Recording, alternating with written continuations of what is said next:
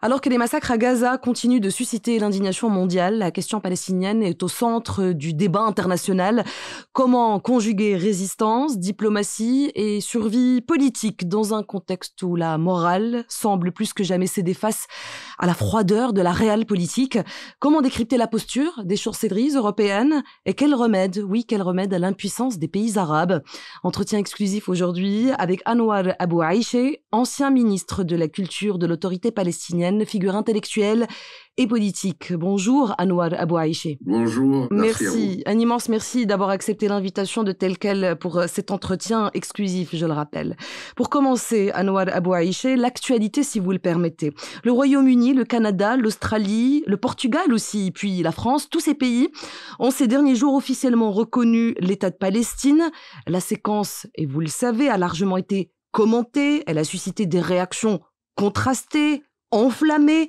Quel est votre sentiment à vous, Anouar Abou Aïché, votre sentiment personnel face à ce changement de cap? D'abord, merci. Vous avez parlé de Gaza tout à l'heure. Effectivement, mes sentiments sont dominés par ce qui se passe à Gaza en ce moment. Il y a des gens qui meurent de faim, il y a des gens qui sont tués, il y a des gens qui sont sur une route de déplacement. Mais bon, je vais répondre à votre question, mais toujours en pensant à tous les Palestiniens, notamment ceux qui sont à Gaza actuellement. Vous savez ce qui se passe. Alors, je suis super content.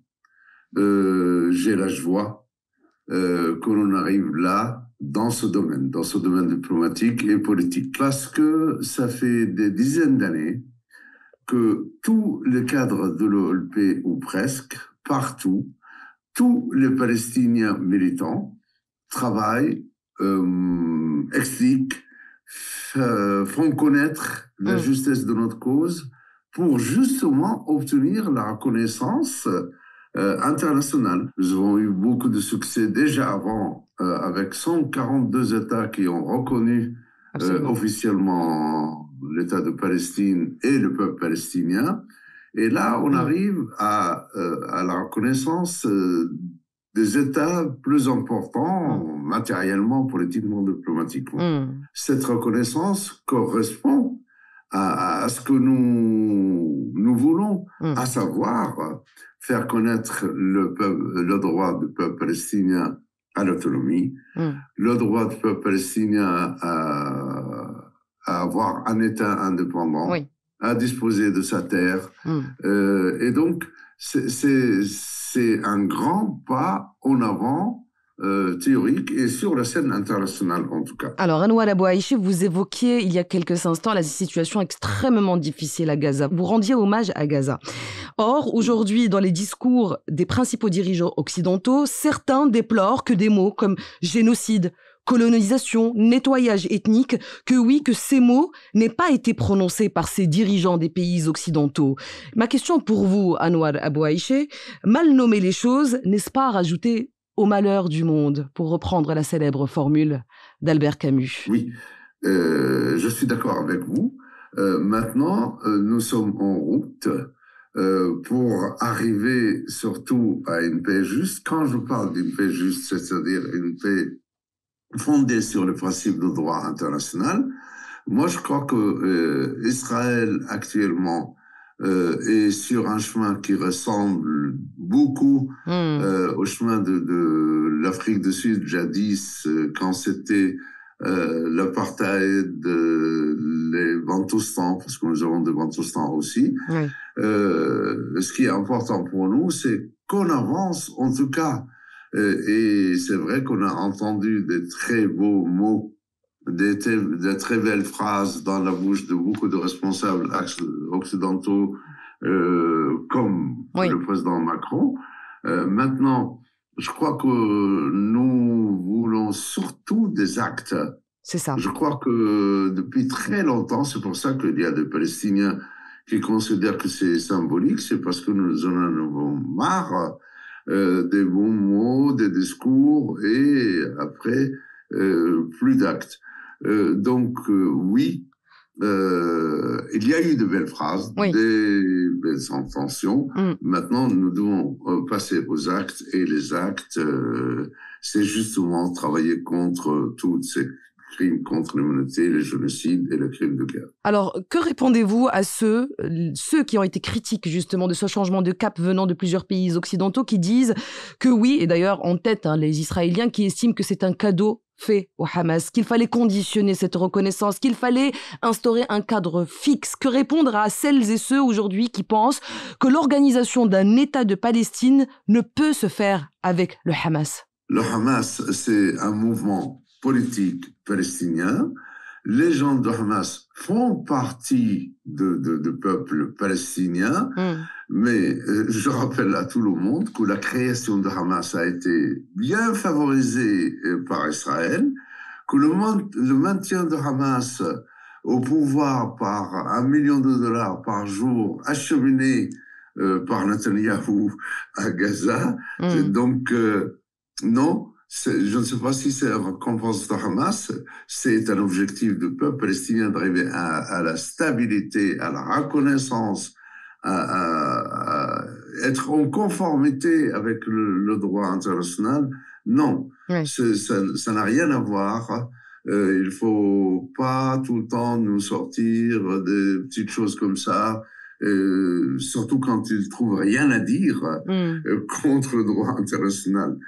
En fait, ils font semblant que bon, ils sont pour le droit international, mais il y a le Hamas, il y a ceci, il y a cela. C'est fantoche, c'est irresponsable. Ma question aussi pour vous aujourd'hui, Anouar Abou Aïché, c'est les pays arabes dans tout ça. J'en parlais en introduction, je posais cette question. Quel remède à l'impuissance des pays arabes? Déjà, première question, est-ce que vous les trouvez impuissants? Les dirigeants arabes se sont montrés, on s'en souvient, la semaine dernière, très critiques à l'endroit d'Israël lors du sommet de Doha le 15 septembre dernier. Les discours se sont enchaînés, les mots ont été durs. Oui, mais pour quel résultat? Comment les Palestiniens, perçoivent et accueillent la posture des pays arabes aujourd'hui? D'abord et avant tout, je veux répondre par rapport à ce sommet qui s'est tenu à Doha. Et c'était très bien, une très bonne chose. Il y a eu encore de très belles déclarations. Mais je retiens surtout la phrase de son Excellence le prince de Doha, qui a dit « Nous allons prendre des mesures tangibles ». C'est ça. Eh bien, nous attendons les mesures tangibles. Nous voulons, encore une fois, des actes. S'il n'y a pas d'actes, je crois que les peuples arabes vont plonger dans une désespérance profonde.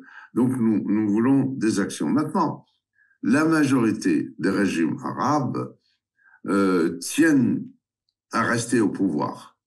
Rester au pouvoir, c'est ne pas trop contrarier actuellement Trump. Mais nous savons que tous les chefs arabes et les gouverneurs arabes, à un moment ou à un autre, vont tenir compte quand même de leur opinion publique locale qui est totalement pro-justice et pro-paix pour les Palestiniens. Dans le prolongement de cette question que je veux vous poser, Anouar Abou Aïché, je ne peux évidemment contourner cette question fondamentale. Quel est le regard, que vous portez aujourd'hui sur la posture du Maroc dans cette crise? Dans la pratique de tous les jours, il y a beaucoup de coopération entre le Maroc et les Palestiniens qui montre une solidarité populaire très importante. Je crois qu'il n'y a pas une semaine où il n'y a pas d'échange entre les Palestiniens et les Marocains. Nous savons que le Maroc est un pays, un royaume, qui peut jouer un très grand rôle. Nous espérons vraiment que le Maroc fasse un peu plus auprès des Américains, auprès de l'opinion publique mondiale, pour que nous avançons vers la paix et la justice pour les Palestiniens. Une question plus grand angle, si vous le permettez, Anouar Abou Aïché.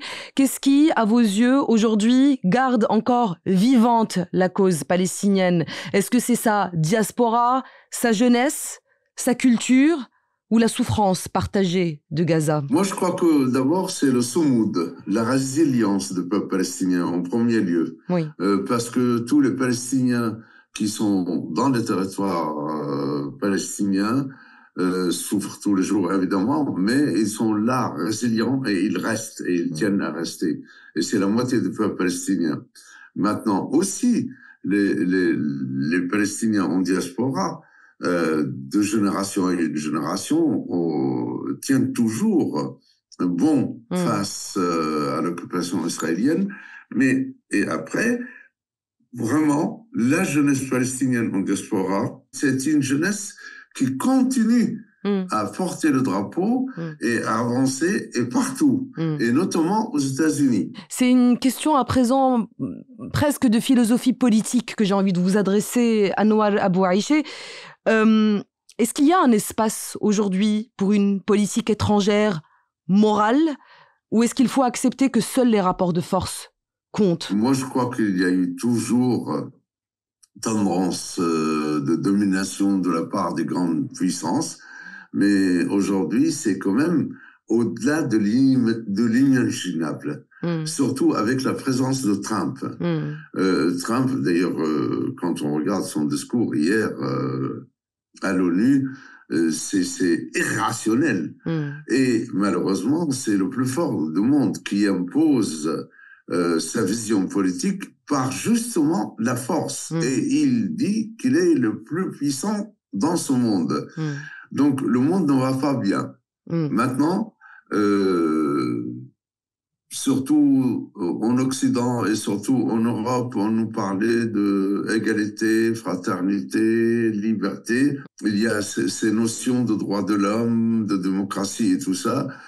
Bon, il y a toujours dans ces principes, ces beaux mots, deux poids et deux mesures. Oui. Donc déjà et avant tout, il faut que les deux poids et deux mesures disparaissent dans le domaine des relations internationales et au niveau universel. Vous pensez que justement le drame que vivent les Gazaouis permettra ce changement que vous espérez, dont vous venez de nous parler, qu'il n'y ait plus de deux poids, deux mesures? Vous pensez que la crise actuelle va changer les choses?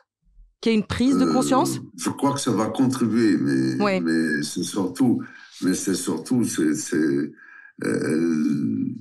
mouvement politique dans le monde entier et surtout comment va réagir la jeunesse face à ces injustices qui n'arrêtent pas de grandir. Les injustices dans toutes les sociétés actuellement, y compris même en Israël,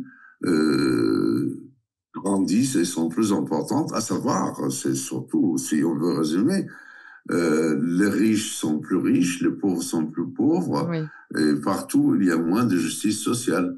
Et moi je crois que ça motive les jeunes à bouger. On constate en Europe, je peux vous dire, une jeunesse qui devient plus curieuse politiquement et a tendance à lutter contre les injustices et pour la paix. Voilà pourquoi je ne suis pas pessimiste. Et une question avant de conclure avec vous ce bel échange, Anouar Abou Aïché. Si vous deviez adresser un message aux jeunes générations arabes et aux citoyens du monde qui vous écoutent, quel serait-il? Surtout, continuez, tenez bon. Vous avez un avenir qui doit être bien. N'arrêtez pas et tenez bon. Un immense merci, Anouar Abou Aïché. Je vous en prie. Merci d'avoir accepté l'invitation de Telquel pour cet échange. Je rappelle que vous êtes universitaire et juriste, militant, ancien ministre de la Culture de l'autorité palestinienne. Vous l'avez été en 2013, on le rappelle. Vous avez aussi raconté vos mémoires dans un très très beau livre qui s'appelle Parcours d'un militant palestinien, de chauffeur de taxi à ministre de la Culture. Un livre qui a été publié aux éditions La Croisée des Chemins. C'était en 2018. On vous glissera évidemment les références. Merci encore, Anouar Abou Aïché. Merci à vous.